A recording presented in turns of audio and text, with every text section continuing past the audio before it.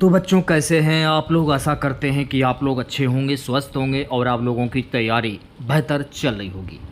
SSC MTS का exam अक्टूबर में आयोजित किया जाएगा। तो आज की इस क्लास में हम लोग एसएससी एमटीएस 2024 की परीक्षा के लिए मॉडल टेस्ट पेपर नंबर 1 करने वाले हैं। इसमें मैंने कुल 40 क्वेश्चंस लिए हैं।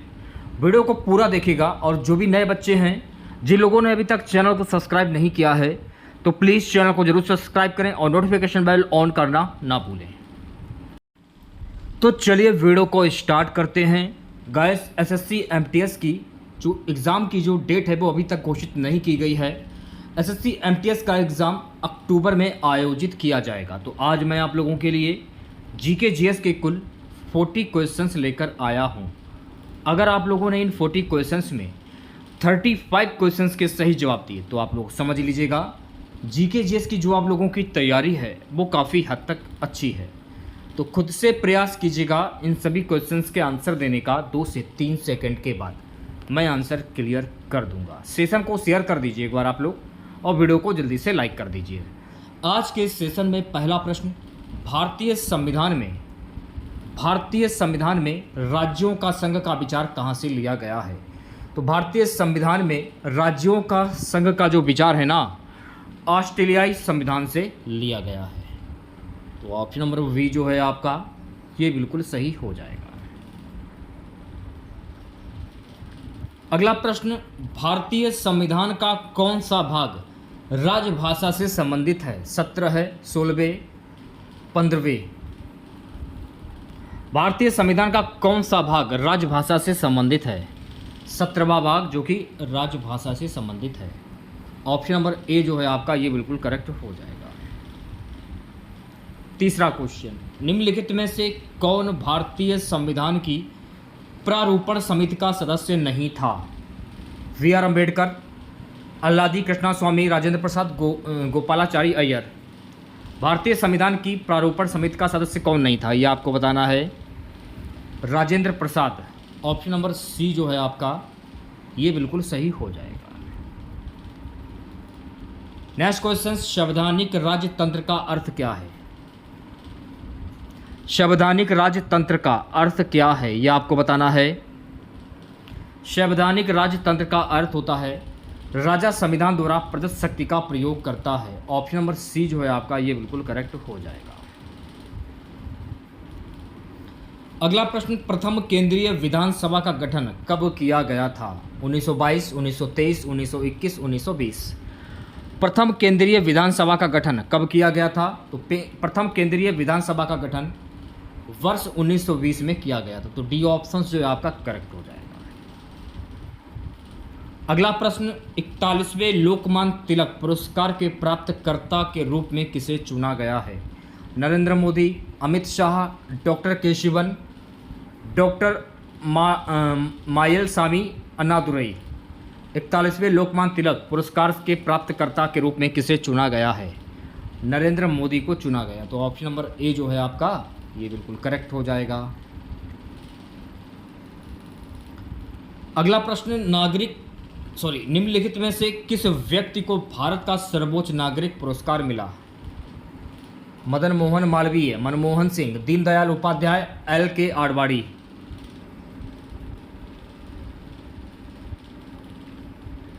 मदन मोहन मालवीय को भारत का सर्वोच्च नागरिक पुरस्कार से सम्मानित किया गया है। तो ऑप्शन नंबर ए जो है आपका ये बिल्कुल सही हो जाएगा। सो गाइस, 8वां प्रश्न देखिएगा सभी बच्चे। परमवीर चक्र विजेता मनोज कुमार पांडे निम्नलिखित में से किस सैन्य रेजिमेंट या राइफल से संबंधित थे। राजपूताना राइफल्स, 1/11 गोरखा राइफल्स, सी है 18 ग्रेनेडियर्स, डी है 13 JSK राइफल्स। तो ये संबंधित थे 1/11 गोरखा राइफल्स। बी ऑप्शन जो है आपका ये बिल्कुल करेक्ट हो जाएगा। अगला प्रश्न देखिएगा सभी बच्चे। भारत रत्न से सम्मानित उस व्यक्ति का नाम बताइए जिसे 1994 में सर्वश्रेष्ठ सांसद का पुरस्कार भी दिया गया था। Madan Mohan Malviya, Manmohan Singh, Deendayal Upadhyay, Atal Bihari Vajpayee. Option number D जो है आपका ये बिल्कुल करेक्ट हो जाएगा। 10वां क्वेश्चन हमारा है, पद्म पुरस्कार किसके द्वारा दिया जाता है? उपराष्ट्रपति, प्रधानमंत्री, राष्ट्रपति, राज्यपाल। पद्म पुरस्कार जो है ना राष्ट्रपति के द्वारा दिया जाता है, तो सी ऑप्शंस जो है आपका ये बिल्कुल करेक्ट हो जाएगा। को शेयर कर दीजिए एक बार आप लोग और वीडियो को जल्दी से लाइक कर दीजिए। नेक्स्ट क्वेश्चन, पंचतंत्र के लेखक कौन हैं? पंचतंत्र के लेखक की बात हो रही है यहाँ पे, तो पंचतंत्र के लेखक हैं ऑप्शन नंबर सी यानी Vishnu Sharma. C option correct हो जाएगा। अगला प्रश्न, अष्टाध्यायी के लेखक कौन हैं? शूद्रक, पाणिनि, अश्वघोष, वात्स्यायन। अष्टाध्यायी के लेखक कौन है? तो अष्टाध्यायी के लेखक हैं ऑप्शन नंबर बी यानी कि पाणिनि। 13वें क्वेश्चन की बात करेंगे, कुमार संभव, रघुवंशम तथा अभिज्ञान शाकुंतलम के लेखक कौन हैं? कबीरदास, सूरदास, तुलसीदास या कालिदास।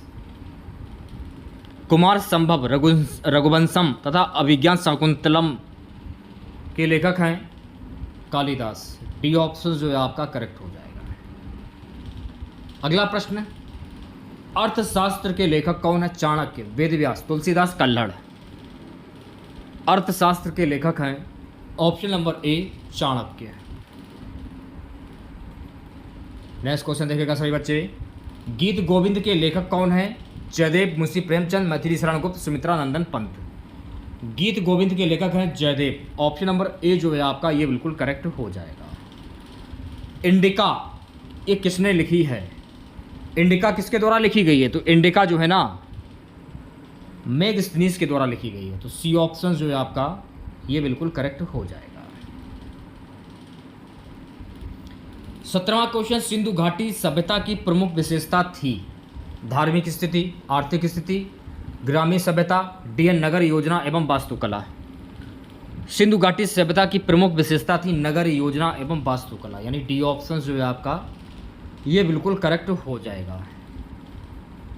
सो गाइस अगला क्वेश्चन देखेगा, सिंधु घाटी सभ्यता में सबसे अधिक महत्व किस पशु का था? गाय, बैल, भैंस, घोड़ा। सिंधु घाटी सभ्यता में सबसे अधिक महत्व किसका था? ऑप्शन नंबर बी जो है आपका बिल्कुल करेक्ट हो जाएगा, बैल का था। अर्थशास्त्र पुस्तक के रचयिता कौन है? कौटिल्य, नागार्जुन, बाणभट्ट, मेगस्थनीज। अर्थशास्त्र पुस्तक के रचयिता हैं कौटिल्य। ऑप्शन नंबर ए जो है आपका ये बिल्कुल करेक्ट हो जाएगा। अगला प्रश्न देखिएगा, भारत की कुल खाद्य तेल मांग का लगभग कितना भाग आयात से पूरा किया जाता है? 20, 30, 50 या 60। भारत की कुल 60% तेल मांग का लगभग आयात से पूरा किया जाता है। ऑप्शन नंबर डी जो है आपका ये बिल्कुल करेक्ट हो जाएगा। 22वां क्वेश्चन, सरकारी पदकों की ढलाई निम्नलिखित स्थानों पर की जाती है? होशंगाबाद, नासिक और देवास, कोलकाता और नोएडा, मैसूर और मुंबई। सरकारी पदकों की जो ढलाई है ना कोलकाता और नोएडा में की जाती है। ऑप्शन नंबर सी जो है आपका ये बिल्कुल करेक्ट हो जाएगा। 23वां क्वेश्चन, निम्नलिखित में से वह चुनिए जो वाणिज्यिक बैंक का दायित्व नहीं है? शवादी जमा, बचत बैंकों से उधार, सुरक्षा होल्डिंग्स, मांग जमा। सी ऑप्शन जो है आपका ये बिल्कुल करेक्ट हो जाएगा, सुरक्षा होल्डिंग्स। चलिए बढ़ते हैं नेक्स्ट क्वेश्चंस की ओर। अगला क्वेश्चन देखेगा, रॉबिन हुड प्रभाव निम्नलिखित में से किससे संबंधित है? आय और उपभोग, आय सृजन, आय पुनर्वितरण, आनुपातिक कर। रॉबिन हुड प्रभाव जो है ना ये आय पुनर्वितरण से संबंधित है, तो सी ऑप्शन जो है आपका ये बिल्कुल करेक्ट हो जाएगा। अगला प्रश्न देखेगा सभी बच्चे, बहुआयामी गरीबी सूचकांक एमपीआई में संकेतकों की कुल संख्या कितनी है? बहुआयामी गरीबी सूचकांक एमपीआई में संकेतकों की कुल संख्या है ऑप्शन नंबर सी यानी कि कुल 10। अगला प्रश्न देखिएगा सभी बच्चे, स्वतंत्र भारत में राज्यसभा की पहली बैठक किस वर्ष हुई थी?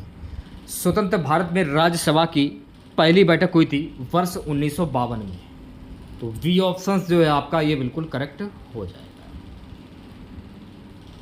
अगला प्रश्न देखिएगा सभी बच्चे, निम्नलिखित में से किस संशोधन द्वारा 6 से 14 वर्ष की आयु के सभी बच्चों को निःशुल्क और अनिवार्य शिक्षा को मौलिक अधिकार बनाया गया है? 86वां ऑप्शन नंबर डी जो है आपका ये बिल्कुल करेक्ट हो जाएगा।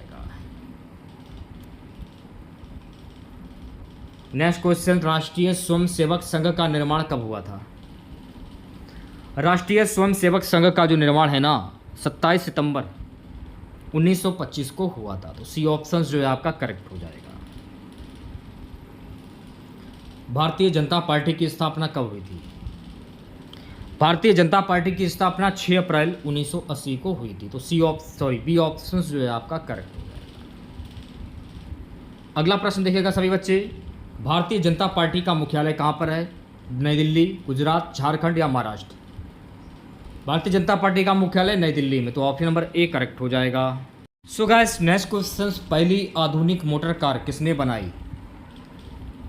पहली आधुनिक मोटर कार जो है ना ये बनाई गई थी हेनरी फोर्ड के द्वारा। तो सी ऑप्शन जो है आपका करेक्ट हो जाएगा। अगला प्रश्न देखिएगा, बैक्टीरिया की खोज सर्वप्रथम किसने की थी?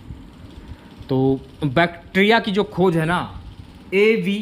ल्यूमेनहॉक के द्वारा की गई थी। तो डी ऑप्शन जो है आपका करेक्ट हो जाएगा।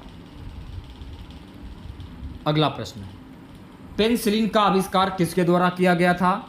तो पेनिसिलिन का जो आविष्कार है ना फेरल के द्वारा किया गया था, अलेक्जेंडर फ्लेमिंग के द्वारा। ऑप्शन नंबर डी जो है आपका ये बिल्कुल करेक्ट हो जाएगा। विक्षेपण बल की खोज सर्वप्रथम किसने की थी? विक्षेपण बल की खोज सर्वप्रथम फेरल के द्वारा की गई। तो ऑप्शन नंबर ए जो है आपका ये बिल्कुल करेक्ट हो जाएगा। 35वां क्वेश्चन, हेलीकॉप्टर का आविष्कार किसने किया था? Otis brigade new Frank whittle. Helicopter का आविष्कार ब्रिगेट के द्वारा किया गया। तो बी ऑप्शन जो है आपका ये बिल्कुल करेक्ट हो जाएगा। 36वां क्वेश्चन, भारत में पूंजी बाजार का नियंत्रक किसे कहा जाता है? SEBI, RBI, IRDA, NABARD? Bharat में पूंजी बाजार का नियंत्रक कहा जाता है सेबी को। तो ऑप्शन नंबर ए जो है आपका ये बिल्कुल सही हो जाएगा। 37वां क्वेश्चन देखेगा सभी बच्चे, निम्न में से कौन सा कथन सत्य है? यूनिट ट्रस्ट ऑफ इंडिया की स्थापना 1954 में हुई थी। तो सी ऑप्शन जो है आपका ये बिल्कुल करेक्ट हो जाएगा। अगला प्रश्न, निम्न में से कौन सा कारण सेंसेक्स से उतार चढ़ाव के लिए जिम्मेदार नहीं है? निम्न में से कोई नहीं, यानी डी ऑप्शन जो है आपका करेक्ट हो जाएगा। KOSPI किस देश का सूचकांक है? दक्षिण कोरिया। ऑप्शन नंबर वी जो है आपका ये बिल्कुल करेक्ट हो जाएगा। आज की क्लास का लास्ट क्वेश्चन रहेगा, सेंसेक्स में कितनी कंपनियां शामिल हैं? सेंसेक्स में कुल 30 कंपनियां शामिल हैं। तो ऑप्शन नंबर ए जो है आपका ये बिल्कुल सही हो जाएगा।